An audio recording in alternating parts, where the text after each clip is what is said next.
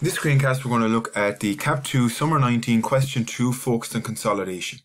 So you can see here, we're given two requirements: prepare the consolidated statement of profit and loss for a company called Hinz Inc.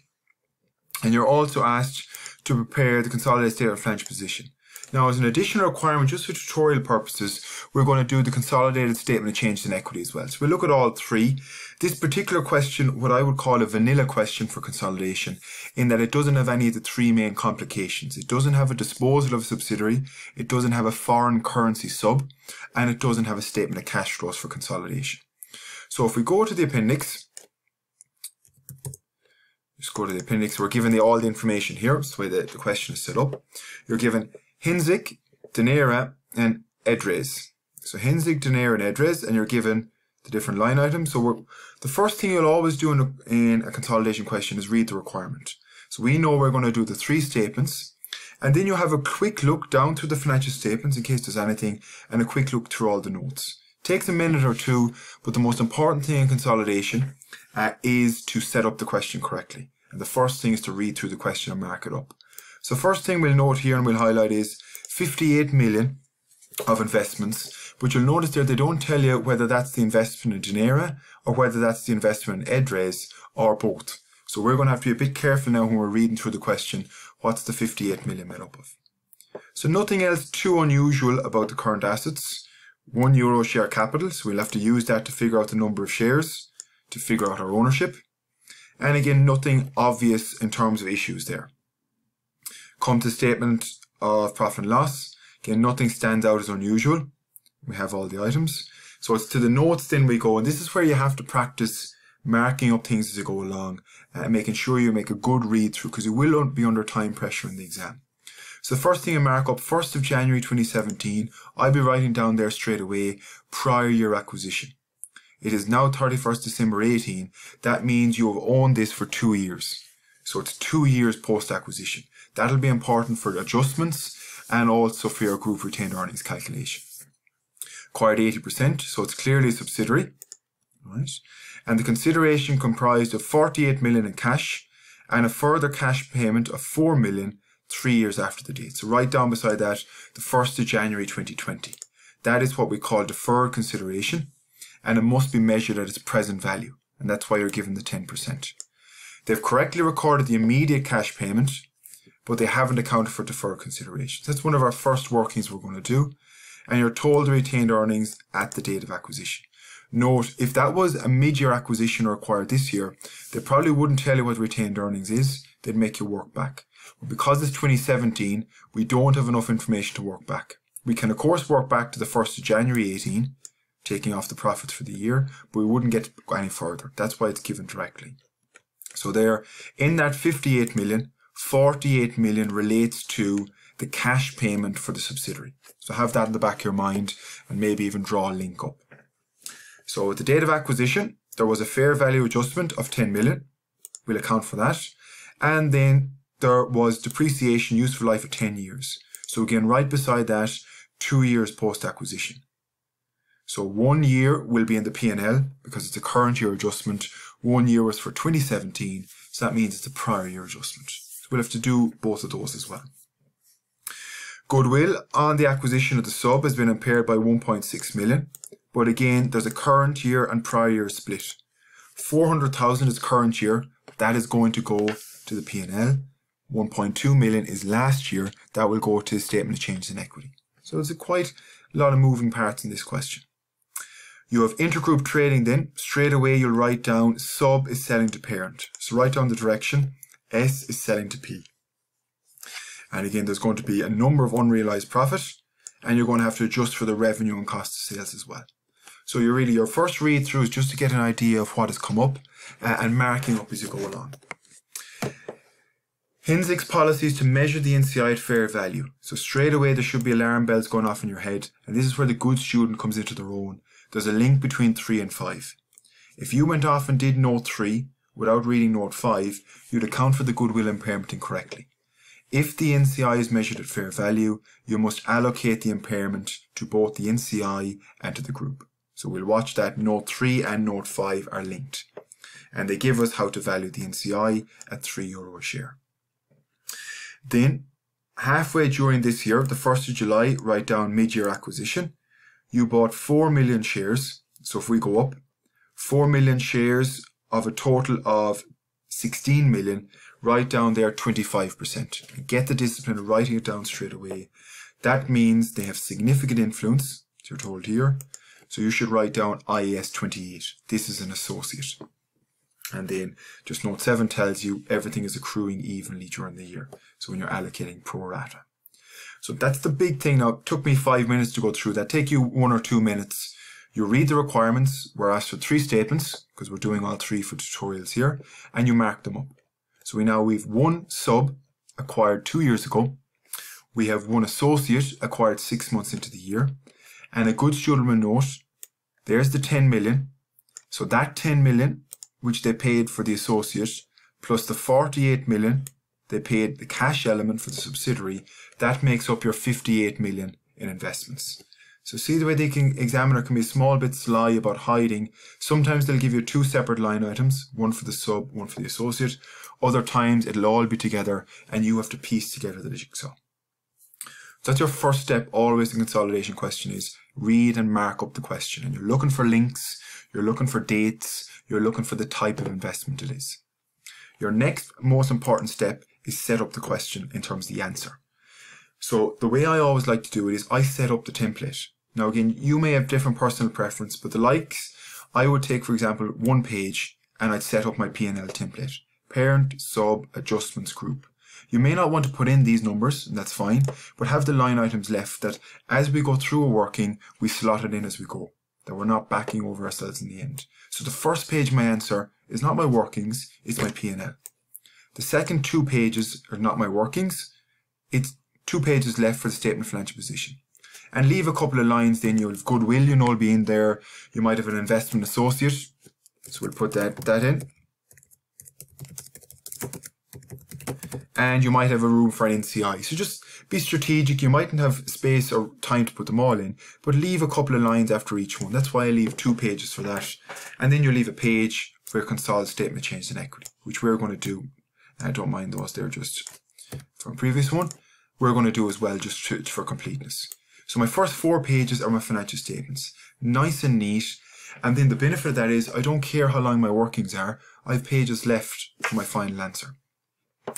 The next thing I'll do then is I actually do these workings. Now the way I work it out just to make it nice in Excel is I show them side by side. But those 4 workings will take 2 pages. And you will always have the 4 of them in any Consol question. Your goodwill working, that's half a first page. Your group retained earnings is the half of that page again. NCI, another half a page. And it's either going to be usually an associate or a joint venture. In our question, it's an associate. But those bigger workings, I call W1 to W4, they're going to feed off all the other smaller adjustments. So your unrealized profit adjustment, your goodwill adjustment, your fair value depreciation will feed in here. So if you have these opened up and space left for them, you've been very efficient. So I'm just trying to give you an idea. So that means your first 4 pages, 1, 2, 3, and 4 are for the statements, and your next 2 pages are for your big workings, where the most marks are going for. Goodwill, group retained earnings, NCI, and associate in this question. And then what I do is I come down and I start my journal 1 onwards. So my smaller adjustments I do in journals. It's just no harm for debits and credits. You don't have to give them if you're not asked, but often you are asked the debits and credits as well. Right? So that's just all about reading the question and setting it up, just to make sure we're on the right track and give you something to think about your exam technique. So in the investments, sometimes I just write it in terms of Denaera, D-E-N-A-E-R-A, you have the 58 million is made up of cash of 48 million. So I drop the last 3 zeros, and then you have deferred consideration. Now that deferred consideration is 4 million in 3 years. So it's 2 separate things going on there. And then you also have, EDT RES, and that is your cash investment of 10 million.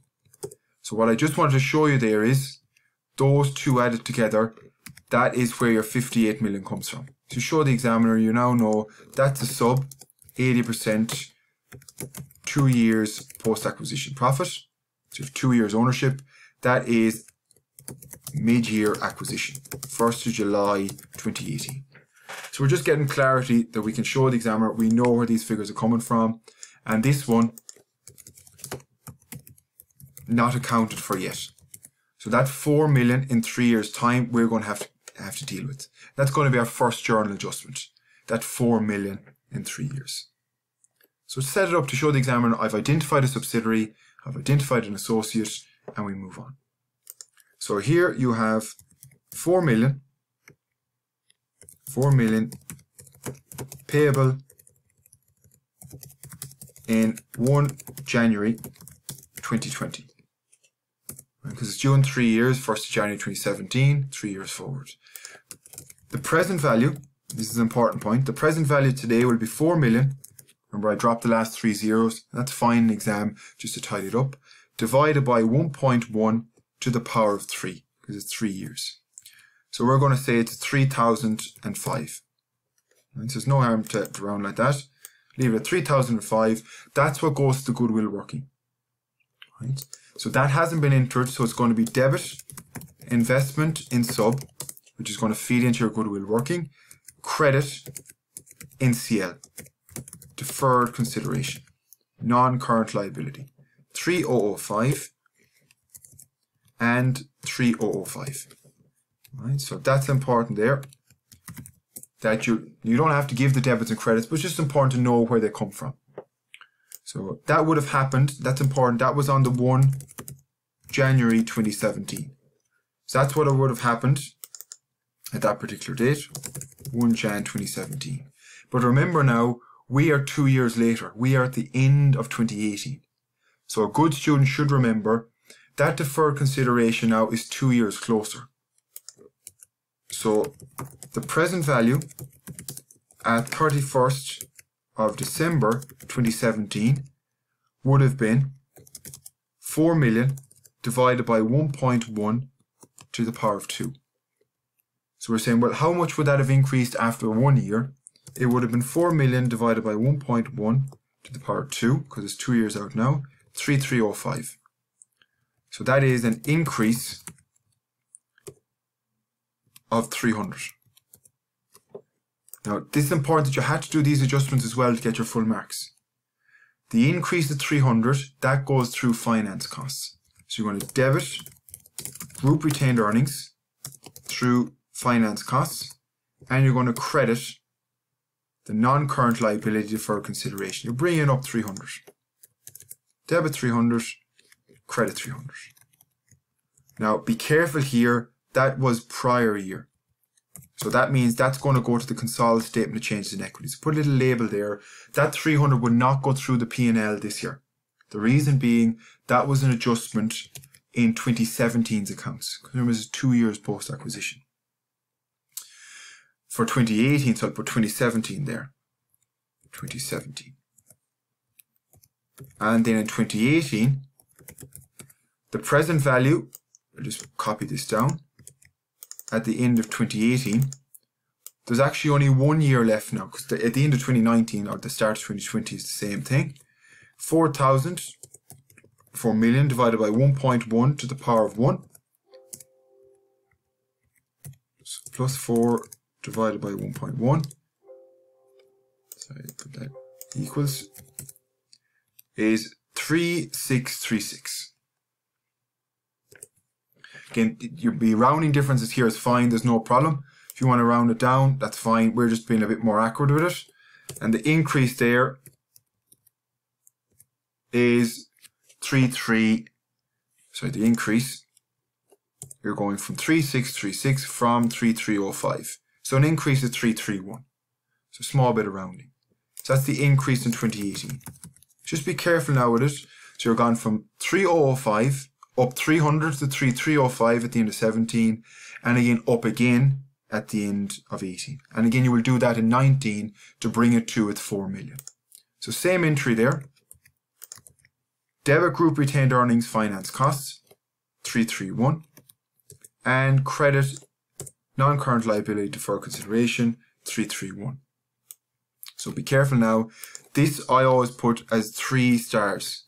That signifies that is an adjustment to the P&L this year. So the reason it's this year is that's the 2018 one. This would have been in last year's one, so that's where it'll show up in the opening balance of retained earnings.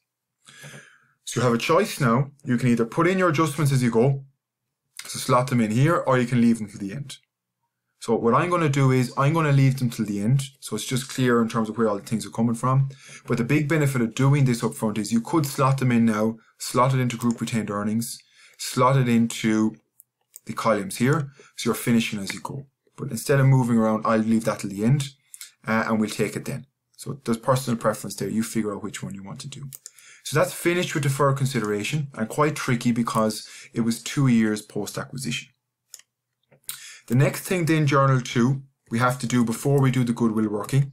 So all of these have to be done before you do goodwill, because the impact goodwill is the fair value adjustment. So you're going to debit property, plant and equipment back in 2017, 10 million. And you're going to credit the goodwill working. So by that it means by putting in the fair value adjustment, your goodwill is going to be lower, and that's going to go into working one. 10 million. So 10 million either side. That's on the 1st of January. 1 Jan 2017.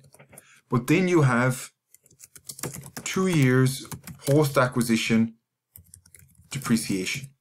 And the depreciation is going to be 10,000 divided by 10 times 2.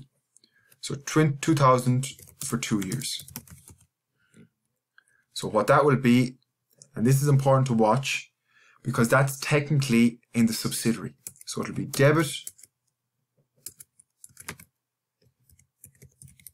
group retained earnings 2,000 times 0.8, because you own 80%, and it will be debit in CI 2,000 times 0.2, 400, and credit PPE the 2,000.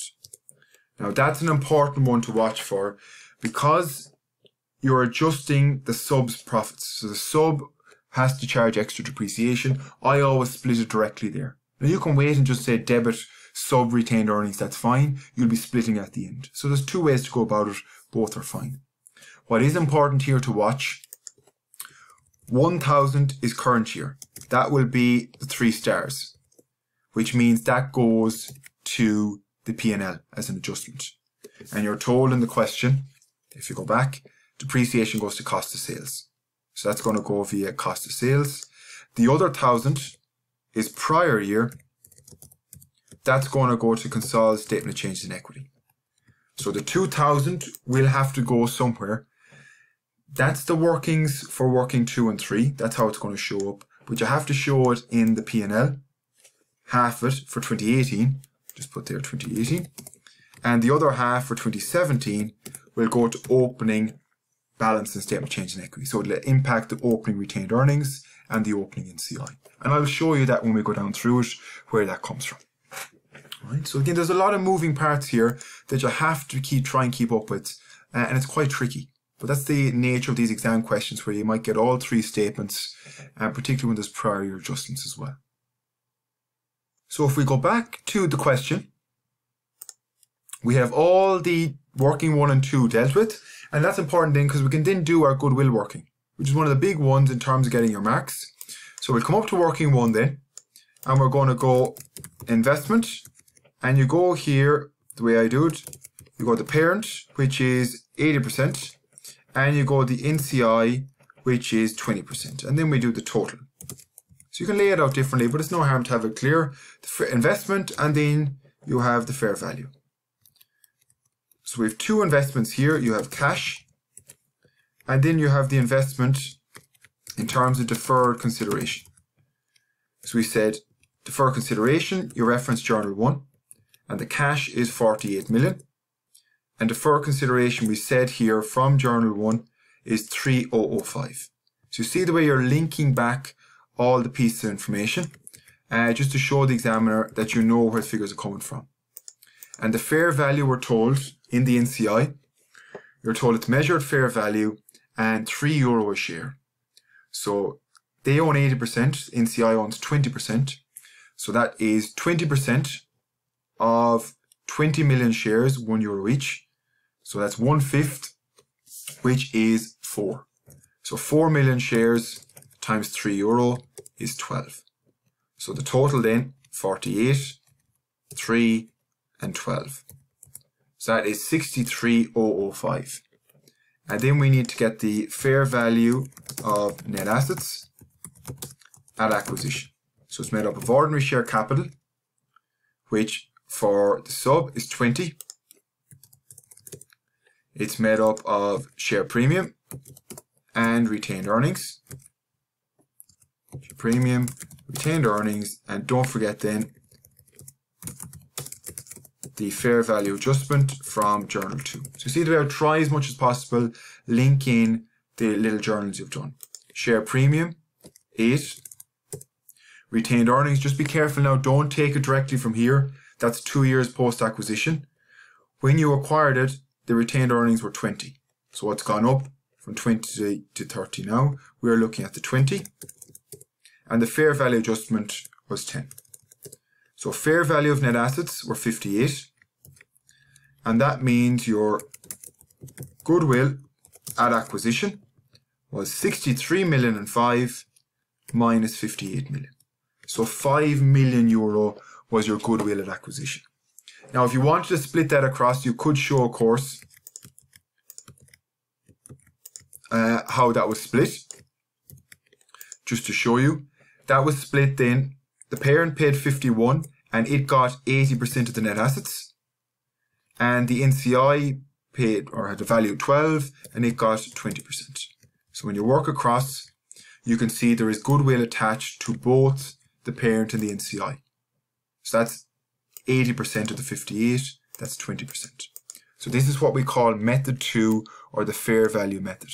And the logic is here, if the fair value method is being used, well, that means any goodwill impairment will have to be allocated across both. Right? So that's our goodwill calculation done, and a lot of marks obtained for that as well. So your next little working then, if we go back to the question, is the impairment. So you take it as you go, but generally what I do is you do all the small workings, enough to do goodwill working, and then we do everything after that. And the last two then we do is group retained earnings and the NCI.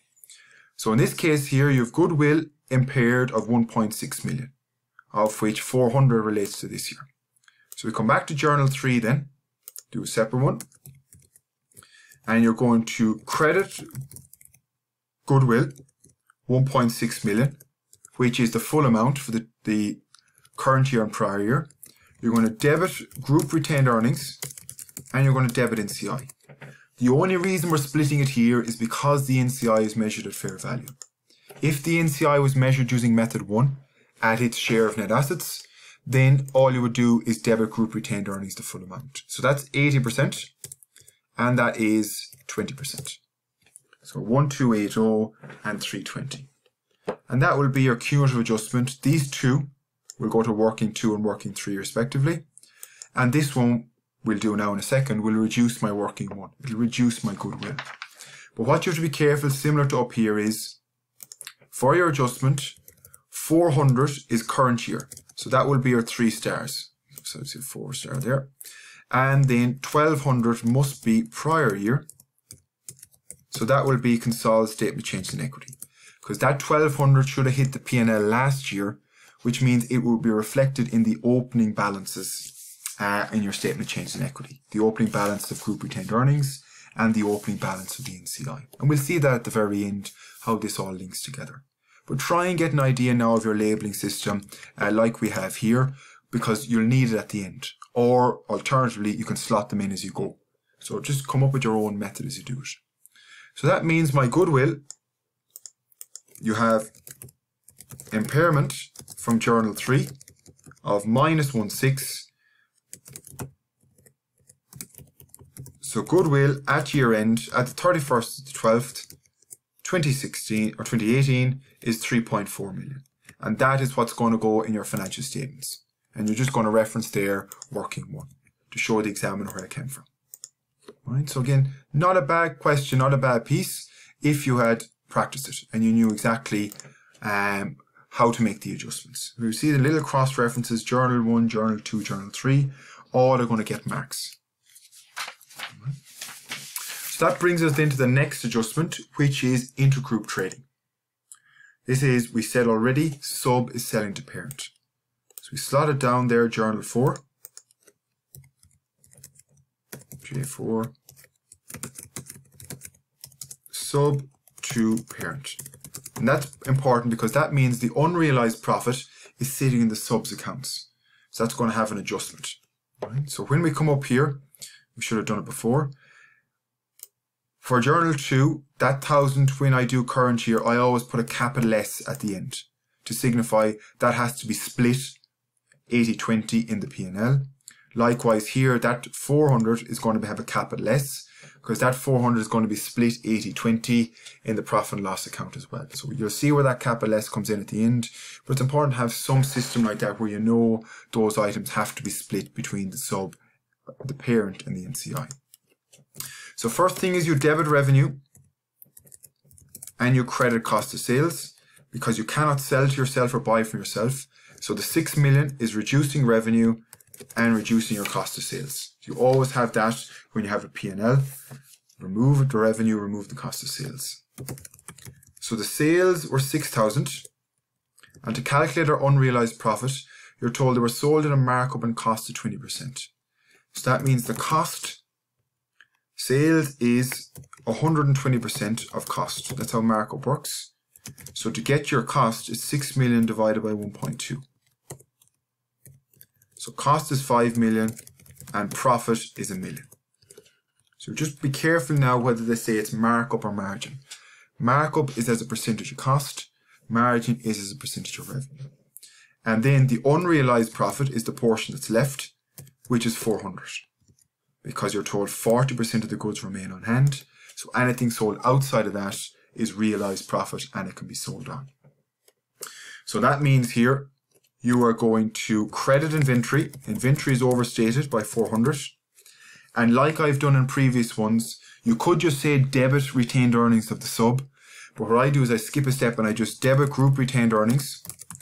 They're 80%, which is 320. And I would debit NCI 80.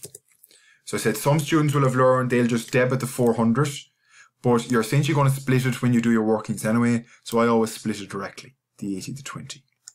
And what I put a little star here then is that 400 is a current year adjustment, and that's going to go to cost of sales because you're reducing your inventory down. So current year, you put your 3 stars to signify it has to go to the P&L, and I put a capital S. And you'll see that capital S is going to signify that 400 adjustment here that we have split already. It has to be split in the P&L as well. So you'll pick up little bits like that as you go through. Particularly the labeling system will be very helpful at the end to finish everything off. So that's another adjustment done. We're not told anything about any intergroup balances, trade payables or trade receivables. So we assume there's no issue there. We've dealt with note 5. Which is the fair value, and now we have to deal with the associate, which is journal 5, so J5.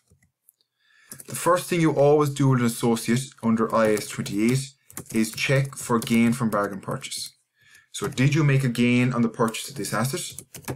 It cost you 10 million, and your share of net assets at acquisition. Well, just be careful now because you're always interested. If you got a gain, you have to make an adjustment under IAS 28. So slightly different than dealing with subsidiary. So at the date of acquisition, the ordinary share capital was 16 million. So I'll just put that over 1. The share premium was 4 million. And your retained earnings, just be careful again. Your retained earnings here are the year end 10 million minus 6 months of your profits for the year. Because remember, you acquired it halfway during the year. This is the end of December, and you're told under note 7 everything accrues evenly. Well, you must have made 4 million in the last 6 months. So minus 8 million times 6 over 12. So that is here 6 million. So you add them up, and you take your 25% share. So that means you got net assets worth 6.5. So we would call that a premium on acquisition. 3.5 premium on acquisition. No adjustment needed.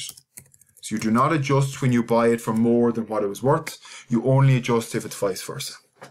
Right, so at the date of acquisition, you are going to have no adjustment. It's just a 10 million. So what you do there is you will debit investment in associate, and you'll just credit investments. So say that investment, which is in there 10 million, take it out and just call it investment in associate instead. So it's just a labeling thing more than anything. So don't forget to do it now, is don't forget the post-acquisition profit of the associate, which is 6 months. So you're saying they made profits of 4,000 for the 6 months, and you're entitled to 25%. 1,000 is the profit. So it's debit, investment in associate, credit, group retained earnings, and that will also go to the SOPL because it's current year. 1 million, 1 million, and I put here current year 3 stars to signify that has to go to the current year in the SOPL. That will be a share of profit from associate. So just make sure you track down that. You don't put a capital S there because the income from the associate has nothing to do with the NCI. So it's just for group retained earnings there. So that's always the approach you take, is you do down your journals, you do your goodwill, part of it. The last 2 workings you always do then, before you finish off the financial statements, are your group retained earnings and your NCI. Now what you will notice here is we actually have to go back over each of the workings now to figure out what adjustments do we put to group retained earnings. So my logic is if you could have set these up, if you could have set this up before you started the question, you could have been slotting them in as you went along. So we would have made a lot more efficient. So your starting point is the parent retained earnings. So retained earnings of Hinzink are 76,000. And then you go down through each adjustment and think, well, what did I add on or subtract from group retained earnings? So in this case, the first one, no adjustment there. We had debit group retained earnings 300 and 331. So you put 2 there. I just call them J1, J1, minus 300, minus 331. Right, so we'll just format these in a bit of a nicer way. But again, all I do is reference journal 1, and we'll tot up all the workings then and finish it off. But again, I could have those slotted in as I went to be much more efficient. No adjustment here. We're going to debit group retained earnings, our share of the depreciation of fair value. So journal 2 there, minus 1,600. Right, so again, you may be presented slightly differently, but at the end of the day, you're going to be getting the same figure overall. So stick whatever way you're happy with. I just always split them first, but you may wait and split it at the very end, and that's fine as well. Journal 3, this is your goodwill impairment. So journal 3, minus 1,280. Their share of the group overall. So remember, that's cumulative. When you're doing the working 2 and 3 here, these are for the statement of financial position. So what we're looking at now is we have the first 3 in. So you can see, for example, here, you have goodwill. I always put a little, try and put a box around them, some just to make them stand out a small bit. So tick borders, and we'll do the same for group retained earnings. Just leave enough of space first, and we'll come back to it. So your first 3 done. You come down then to journal 4. Revenue and cost of sales doesn't impact group retained earnings. They cancel each other out. But you're going to debit group retained earnings 320, journal 4. So J4 minus 320. So just stick whatever way you're happy with, as long as you get the same impact overall. And then journal 5, you're crediting group retained earnings 1,000. So J5 plus 1,000. So there are all your key workings done. As I said, they could be slotted in at the start. The only one that's not obvious from there, and you have to make sure you remember to do it, is always at the end, post-acquisition profit, PA pre from the sub. and that's going to be 2 years. So from the 1st of 1st, 17 to the 31st of 12th, 18. So retained earnings at 31st of the 12th, 18. Retained earnings, where we know from the question, at the year end are 30,000. And retained earnings at acquisition were 20,000. So your post-acquisition profit there for the subsidiary was 10,000, and you were entitled to an 80% share. So that is 8,000. So when you sum up all of those adjustments, make sure we haven't forgotten any. So you have 8,000 post-acquisition profit. And again, you may do it slightly differently now. You may take that 8,000 and you may take off, for example, the fair value depreciation in full. You may take off the goodwill impairment in full and then split that. I'm just splitting them separately, here and here. You may split them as one. That's fine as well. So overall, your net adjustment of all of them is 5,169, and your group retained earnings is 8,1169. That's group retained earnings at the year end. And that's what's going to go in to my finished financial statement. But there's a lot of marks going for that. And what you have to try and do, keep it as neat as possible. The journals are easily referenced in. And remember, you have pages left for this. You have half a page left, like I said at the start. And that's the one not to forget. You always have to give the post-acquisition profit. And it won't be obvious. You just have to remember that's how it works. So that's your group retained earnings. Again, I think we're one out from the official solutions. That's just a rounding difference. Same with the NCI. You start with the value at acquisition, and that's coming from our working one. We said the value at acquisition, 12 million. And you just go back over each of the journals again to see what impacted the NCI. Nothing in journal 1 for the NCI. Journal 2, minus 400 of debit. Journal 3, minus 320. So journal 2, minus 400. Journal 3, minus 320. I said you may do it slightly differently. Both are fine. You'll get the same marks as long as the answers are correct. Then we come to journal 4, minus 80, and journal 5, no impact. So journal 4, minus 80. And again, similar to group retained earnings, that's why I always do these similarly at the same time. You get the same post-acquisition profit. So you have the same working down along, because the NCI now, if the group is getting 80% of the post-acquisition profit, the NCI is going to get 20%. So there's a nice symmetry to it there. That's why I'd always do them together. So just put that group retained earnings in a nice box. That's half your page that you would have left. And your NCI then is going to be a nice box here to finish it off as well. So that's net adjustments overall for the NCI of 1,200, which means your NCI at the year end is 13,200. And you have to assume that there's an awful lot of marks going for that because they're the big workings. Your goodwill working in a nice box, half a page. Group retained earnings, half a page. NCI, half a page. And your associate is the last one. The investment was 10 million. And your post-acquisition profits coming from, that we said was journal 5, was 1 million. And that's as simple as it is. It's 11 million closing balance on the investment in the associate.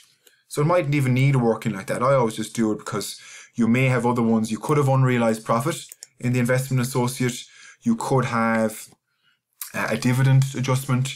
You could have anything like that. So it's important, again, for bargain purchase. So it's important just to have it ready as well. All right. So now you have all your big workings done. You bring it back up to the financial statements and you try and finish them off. I always go P&L, statement of financial position, and then the statement of change in equity last. So some of you may have slotted these in already. We're just going to go down through and slot in each of the adjustments. And this is where the labeling comes into its own. We're looking for anything to do with the P&L. So anything with the 3 stars. So for example here, 331. Finance costs, you're going to say an extra 331. It's nice and straightforward like that to make sure you have those in. Then we keep coming down for journal 3. So journal 2, we have depreciation. Current year, we know depreciation from the question.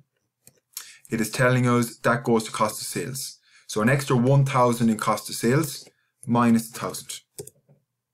Right, so that's going into depreciation. Come down again then to journal 3, goodwill impairment 400, and that goes, you're told, to admin expenses. So an extra minus 400 for admin expenses, just the current year part. I'll show you where the prior year part goes to when we do statement of change in equity. So 4, get rid of the revenue and cost of sales, and 400 to cost of sales as well. So you reduce revenue by 6, you increase, I put a positive 6,000 for cost of sales, that reduces cost of sales, but you also then have a negative 400. And that's for the unrealized profits. You have 2 separate adjustments going on there in your cost of sales line. Let's just watch out for that. So that's our journal 3, our journal 4 complete. Journal 5, then you have share of profit from associate, and that's going its own line in operating profit. See, do I have a line left there? That's either share profit from a JV, or in this case, share of associate profit. And that is 1 million put in straight. Now, I can't do it in Excel here, but if you're in the exam, you might even annotate and say, look, that's coming from journal 5, that's coming from journal 1, etc. So the examiner knows exactly where each item is coming from. So then you just tot them across. Here, sum across. But just be careful, it won't pick up that 6. So plus 6 minus 400. So that is 95.4, and your gross profit is 102,600. You have 8,000 other income. Just tidy that across. And then we'll just tot these across as well as you go down along. 36, 26.4, 12,331. So this is not a big issue, but you still have to leave time to finish off all of that. And income tax is 6,000. So your profit after tax for the group, 30,800 or 30,869,000. But this is a key aspect of your P&L. You have to make sure you understand to do. See the way I always leave 12 out of 12? This case, it was a prior year acquisition, so it didn't make a difference. If you acquired the sub halfway during the year, you'd have to multiply by 6 over 12 all of these items. So I always have that yellow box to remind me how many months should I take in. But the other place where you're going to win or lose marks here is how much of that profit is attributable to the NCI. Because we've added parent plus all of the sub and all of the adjustments to the sub and to the parent. But we don't actually own all of that sub. So some of that profit here is attributable to the NCI. And this is where the capital S comes into its own. So you go down and say any of those adjustments with the capital S, we are going to have to use to allocate the NCI profit. So the 1,000, the 400 in admin expenses, and the 400 in cost of sales, all of those 3 are going to be used to adjust the NCI. So the NCI's profit is actually going to be 16 million, which is the starting point, the subs, minus 1 million, which here is the fair value depreciation, because we said that has to be split, minus the 400 goodwill impairment, the admin expenses, minus the 400 unrealized profit. And then you take 20%. So the point is, you put the full adjustment into the statement of profit and loss because it's the full sub that goes in, parent plus full sub. But at the very bottom, you split it like you split it for your working 2 and working 3 here. So there is a consistency, just do it in different steps.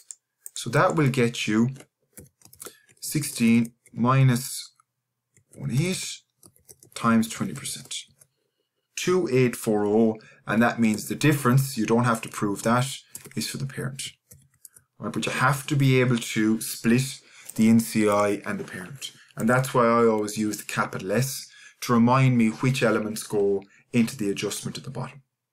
We have no other comprehensive income here, so we don't have to split it twice. So if you had revaluation reserve or anything like that, you'd have to do a second split for total comprehensive income.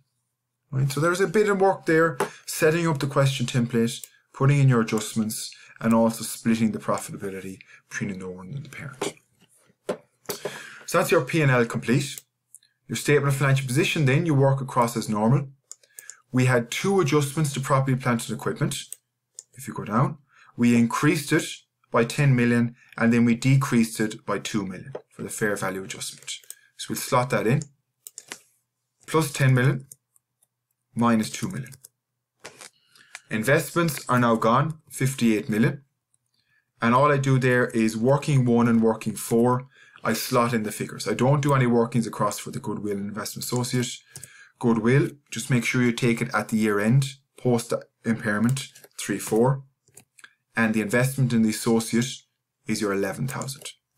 And it's nice and neatly cross-referenced in. So we'll just tidy up these last 2 as well. And that gets you non-current assets of 140,405. Right, so there's your adjustments there. And just keep it neat. You don't need to work across, show the working, that's fine. Inventory, we had 1 adjustment. We minus 400 for unrealized profit. So you credit inventory 400 and you just sum those across. There's no other adjustments in trade receivables, cash or inventory. So your current assets are 11600 and your total assets are current and non-current. 252,005.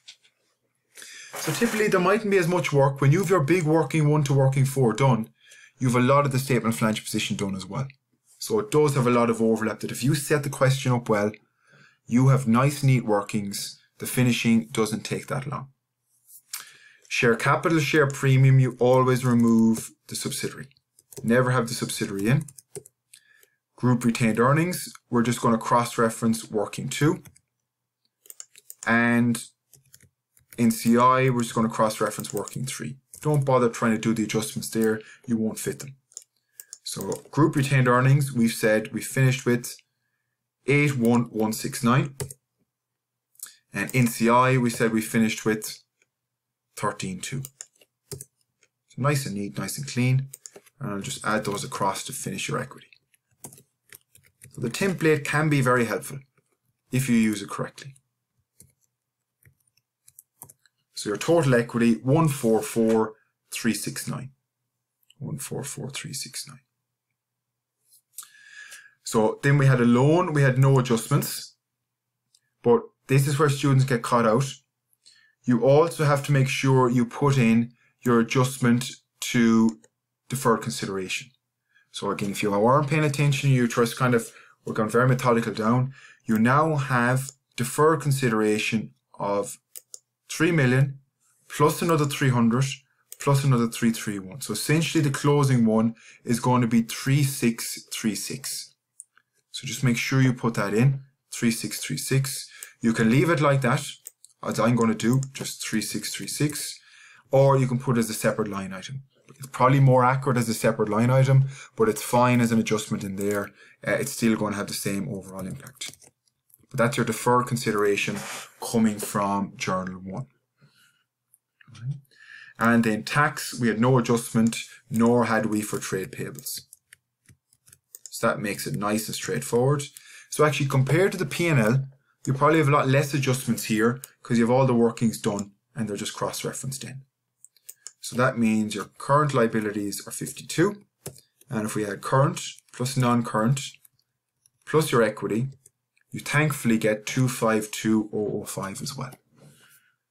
Right? So that is your consolidated P&L and your consolidated statement of financial position. Now, as I said, just as an add-on for tutorial purposes, we're also going to do the Consol statement of changes in equity. And how that works is you take these balances, just the balances of the 4 items in equity, and you're now going to do a columnar format. So your ordinary share capital, we said, is 30. Your share premium, 20. Your retained earnings, 81169, and your NCI, 13.2. And that gets your total. So the unusual part here of the Consolidated statement of change in equities, you start at the bottom and you say, what are the closing balances? And you work back to what moved it during the year then. And there's really only 2 or 3 things that move it. You have profit for the year, which we had. Profit for a year.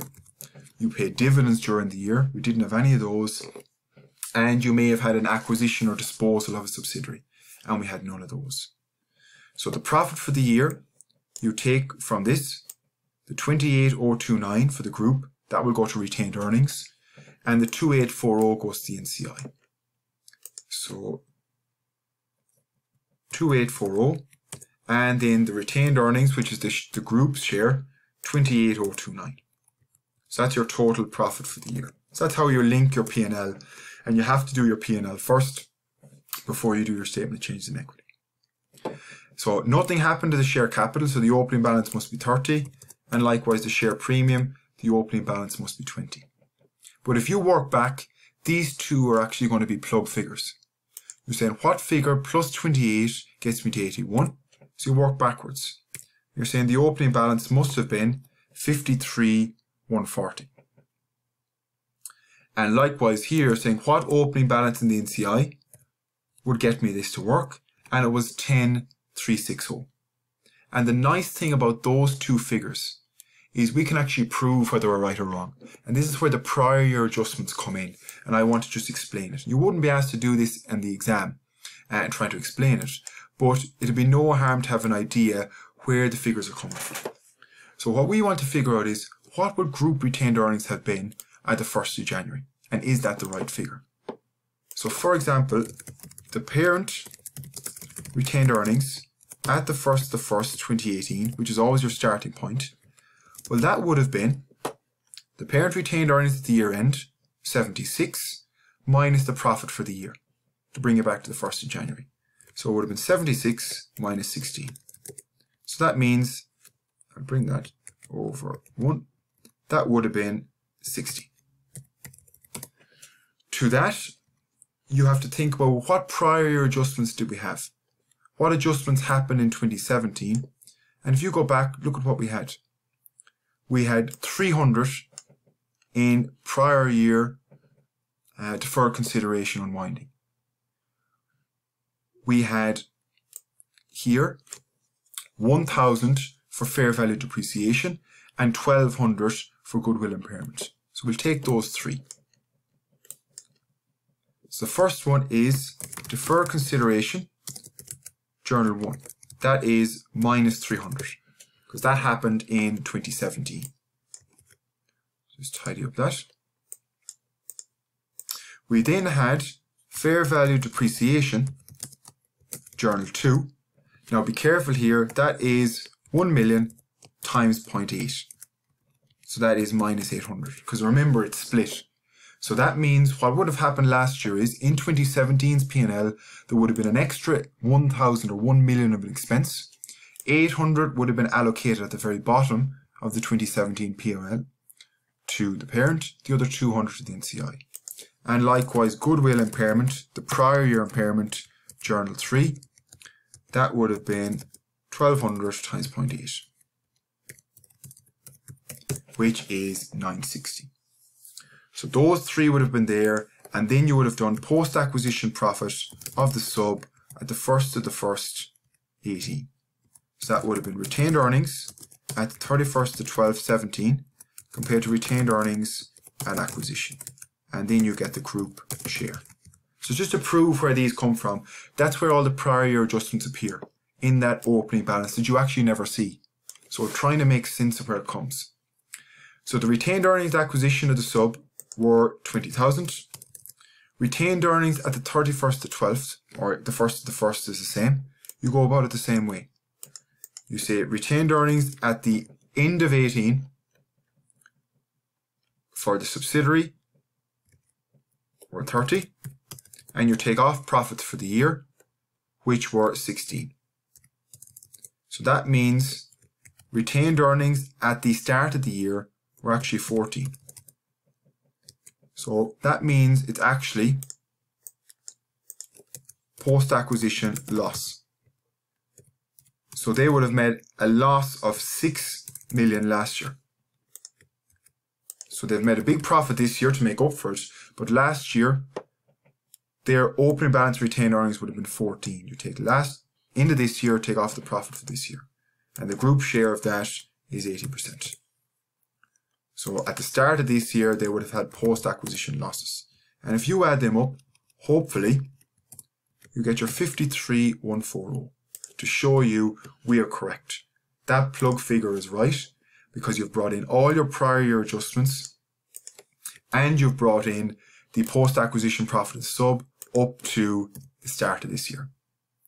Now maybe you want to pause that there and see, or can I prove that 10,360? How can I get the NCI at any date? It's the same as what you did the NCI in working 3 here. You're not getting the NCI now at the year end, you're getting it at the start of the year. But same logic. So let's look at the proof of the NCI, just to round out this question. Again, this is just for tutorial purposes, so you kind of see where the current year prior year adjustments go. So NCI at acquisition from working 1 was 12 million. They had no deferred consideration. They didn't get any of that because that's just for the group, but they did get fair value depreciation and they did get goodwill impairment, and that was split from the prior year. In 2017, they would have got 20% hit of that and a 20% hit of that. So minus 200 and minus 1200 times 0.2.